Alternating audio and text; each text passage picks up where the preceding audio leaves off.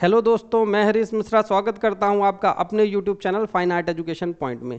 आज का हमारा टॉपिक है टेराकोटा या मृण मूर्ति। टेराकोटा से संबंधित एग्जाम में जो भी प्रश्न बनते हैं उन पर हम आज बात करेंगे। ठीक है, तो टेराकोटा क्या है, क्यों है, कौन सी जगह टेराकोटा के लिए प्रसिद्ध है, इस पर हम चर्चा करेंगे और ये एग्जाम के पॉइंट ऑफ व्यू से बहुत ही ज़रूरी है। तो शुरू करते हैं हम अपनी आज की क्लास।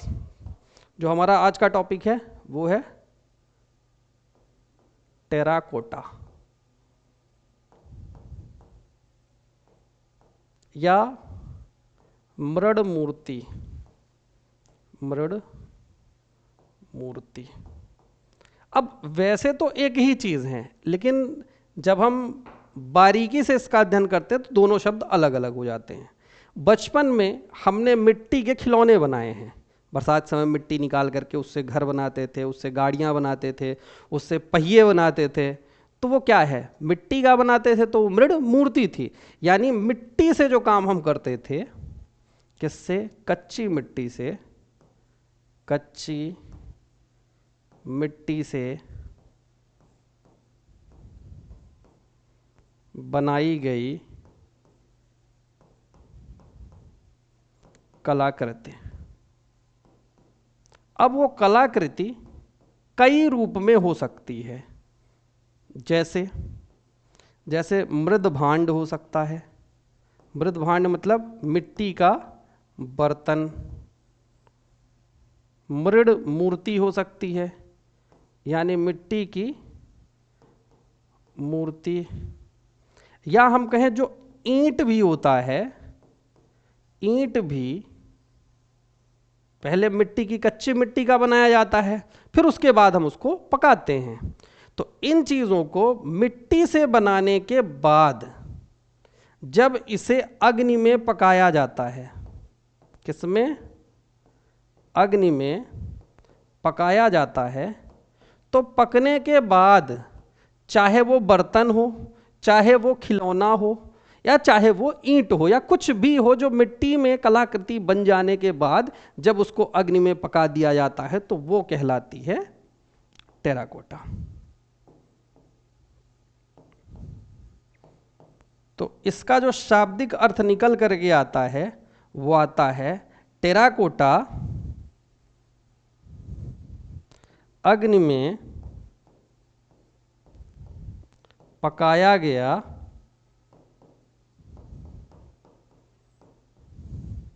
मिट्टी का पात्र। जो एक बार एग्जाम में पूछा गया था वो इस तरीके से पूछा गया था। तो हमें एक तो इसकी परिभाषा ध्यान रखिए, टेराकोटा क्या है, अग्नि में पकाया गया मिट्टी का पात्र। इसकी शुरुआत की बात करें, अगर शुरुआती उदाहरण, तो सबसे पहले हम देखेंगे कि सिंधु घाटी सभ्यता में, सिंधु घाटी सभ्यता में, इससे भी पहले चलते हैं अगर, तो प्रागैतिहासिक काल में एक चीज़ हम देखते हैं, क्योंकि टेराकोटा बनाने के लिए दो चीज़ें जरूरी हैं। क्या क्या जरूरी हैं, सबसे पहले मिट्टी और दूसरा आग। तो मिट्टी तो हर जगह मिल जाएगी, आग का प्रयोग आदिमानव पहले नहीं जानता था।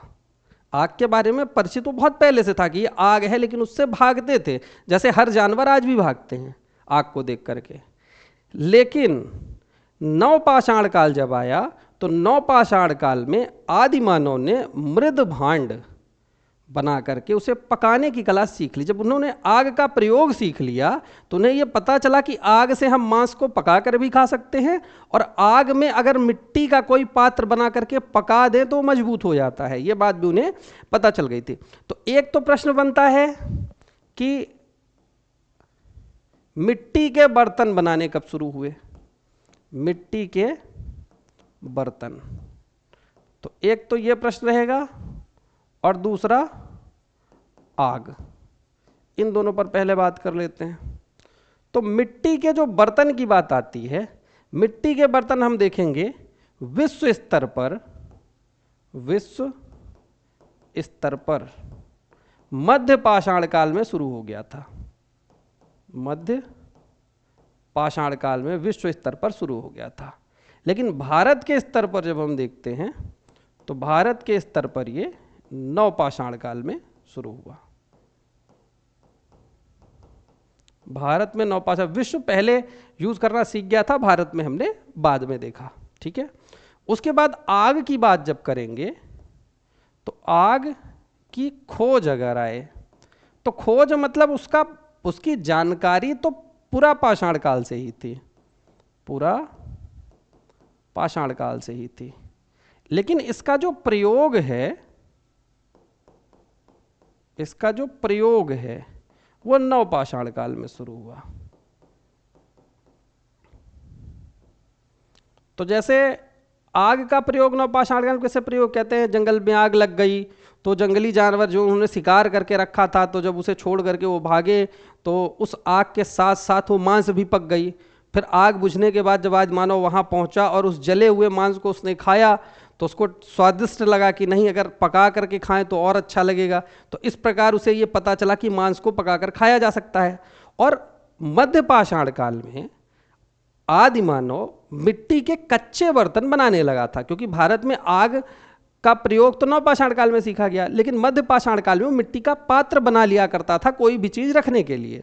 तो मिट्टी का पात्र बना करके जब हम उसको सुखा लेते हैं तो उसमें कोई भी चीज हम रख सकते हैं, लेकिन वो ज्यादा मजबूत नहीं होता। तो इस प्रकार के पात्रों मध्य पाषाण काल में ही बनाने लगा था।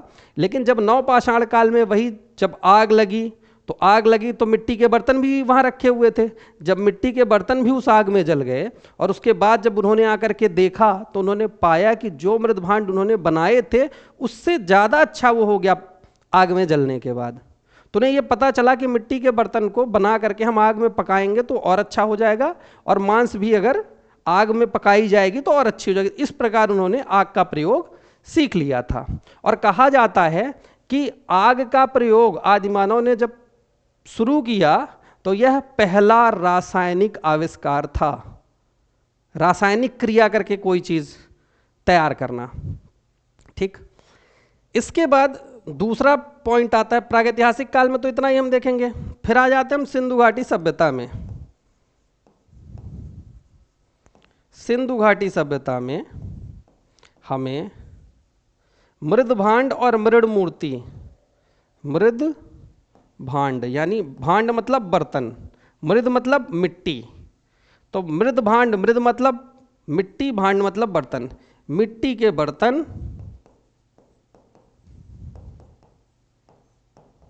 और मृड मूर्ति, मिट्टी की मूर्तियां, दोनों बहुतायत मात्रा में बनाएगी, जिसमें सर्वाधिक मूर्तियां मातृ देवी की बनाई गई। और सिंधु घाटी सभ्यता में सबसे ज्यादा महिलाओं की ही मूर्ति प्राप्त हुई है, नारी की मूर्ति प्राप्त हुई है।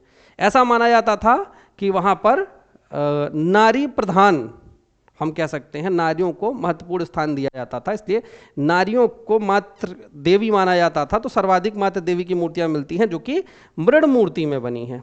तो मृड मूर्ति मिट्टी की मूर्ति, और इसी को पका दिया गया तो टेराकोटा कहलाई। तो जब भी हम देखेंगे कि मातृ देवी की मूर्तियां किससे बनी हैं तो मृड मूर्ति से बनी है। मृड मूर्ति ऑप्शन में नहीं है तो टेराकोटा से बनी है। ठीक है, तो मृड मूर्ति टेराकोटा एक ही बात है। मृड मूर्ति पकी भी हो सकती है और कच्ची भी हो सकती है, लेकिन टेराकोटा पकी ही होगी, ये ध्यान रखना। मृड मूर्ति हो गया। अब मृड मूर्ति के बाद इसी में एक शब्द जुड़ जाता है, टेराकोटा फिगरिन। टेराकोटा फिगरिन, तो पेपर में आता है टेराकोटा फिगरिन का संबंध किससे है, तो टेराकोटा फिगरिन का संबंध जो ये मातृ देवी की मूर्तियां थी इन्हीं को टेराकोटा फिगरिन कहा जाता था। और ये जो मूर्तियां बनती थीं ये बना करके एप्लीक विधि द्वारा, यानी आंखें गोल गोल बना करके उसमें चिपका दी जाती थी। एप्लीक मतलब चिपकाना, एप्लीक विधि या चिकोटी विधि से मातृ देवी की मूर्तियां बनाई गई थी। ठीक है, इसके बाद हम आगे चलेंगे। आगे जब चलेंगे तो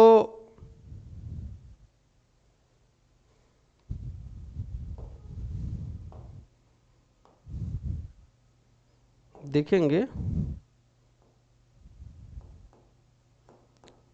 टेराकोटा के लिए प्रसिद्ध जगह, ठीक है।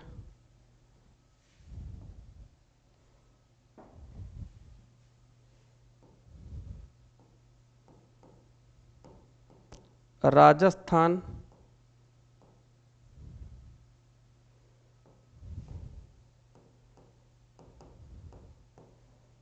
उत्तर प्रदेश,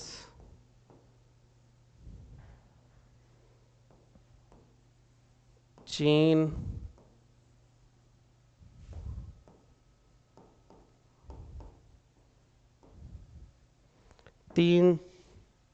चीन, जापान,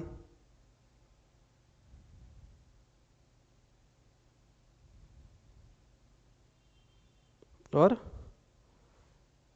पश्चिम बंगाल। इतनी जगह हमें ध्यान रखना है। सबसे पहले राजस्थान की जब बात करेंगे तो राजस्थान का मोलेला गांव, राजस्थान का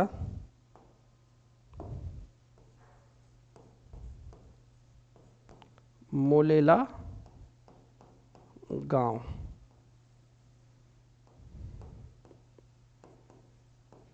टेराकोटा के लिए प्रसिद्ध है। उत्तर प्रदेश का गोरखपुर जिला, उत्तर प्रदेश का गोरखपुर जिला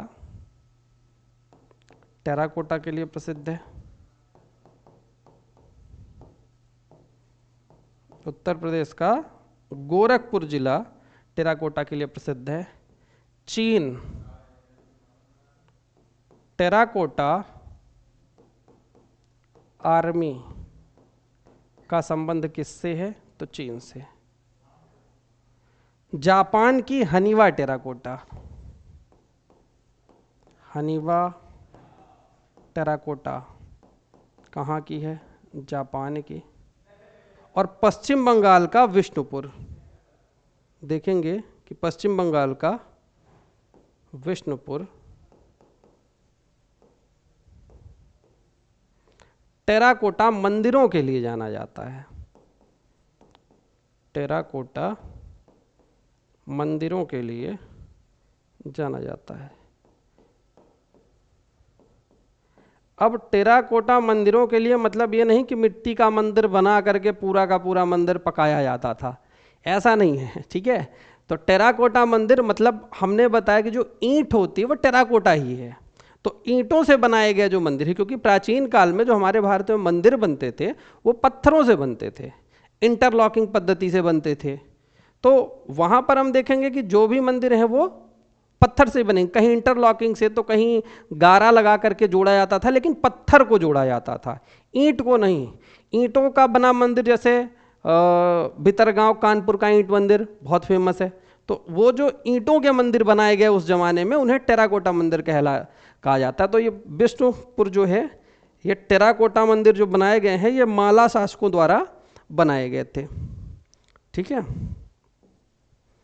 माला शासकों द्वारा बनाए गए थे। पहले तो बेसिक हमको इतना पता होना चाहिए। इसके बाद फिर आगे हम देखेंगे कि एक कागजी टेराकोटा और एक सुनहरी टेराकोटा से पूछता है। दो प्रश्न और इसी में ऐड करेंगे। कौन कौन से? एक कागजी टेराकोटा, कागजी टेराकोटा पेपर मेसी का जो काम होता है उसी को हम कागजी टेराकोटा कहते हैं, इसमें कागज को गला करके फिर कागज से मूर्तियां बनाई जाती हैं। तो कागजी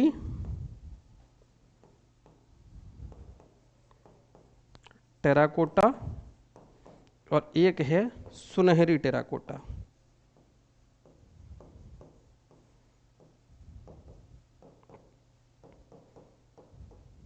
तो कागजी टेराकोटा यानी पेपर मेसी के लिए हम देखेंगे तो अलवर, कागजी टेराकोटा अलवर और सुनहरी टेराकोटा बीकानेर। कागजी टेराकोटा के लिए अलवर और सुनहरी टेराकोटा के लिए बीकानेर प्रसिद्ध है।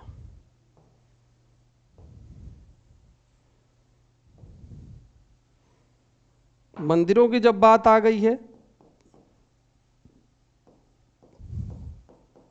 तो भीतरगांव कानपुर का ईंट मंदिर, ये बहुत ज़्यादा फेमस है, गुप्त काल में बनाया गया था। अब जब ईंट की ही बात शुरू हुई तो कभी पूछे कि ईंट का प्रारंभ किसने किया, जो आज ईंटों से हमारे मकान बनते हैं, इस ईंट का आविष्कार किसने किया था? तो ये ईंट सबसे पहले सिंधु घाटी सभ्यता के लोगों द्वारा बनाया गया था।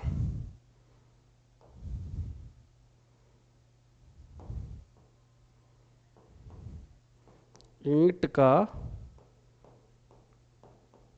सर्वप्रथम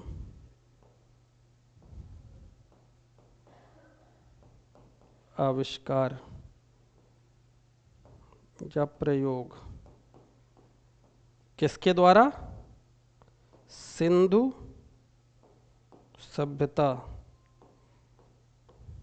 के लोगों के द्वारा इसका पहली बार प्रयोग किया गया था। तो लगभग जो टेराकोटा से संबंधित चीज़ें आती हैं, जो प्रश्न बनते हैं, वो यहीं से बनेंगे। तो उम्मीद करते हैं आपको ये टॉपिक समझ में आ गया होगा और एक बार में आप चीज़ों को देख सकते हो टेराकोटा से संबंधित कहाँ कहाँ से प्रश्न बन सकते हैं। तो इसी के साथ ये वीडियो ख़त्म हुआ। मिलते हैं नए वीडियो में किसी नए टॉपिक के साथ। तब तक के लिए धन्यवाद।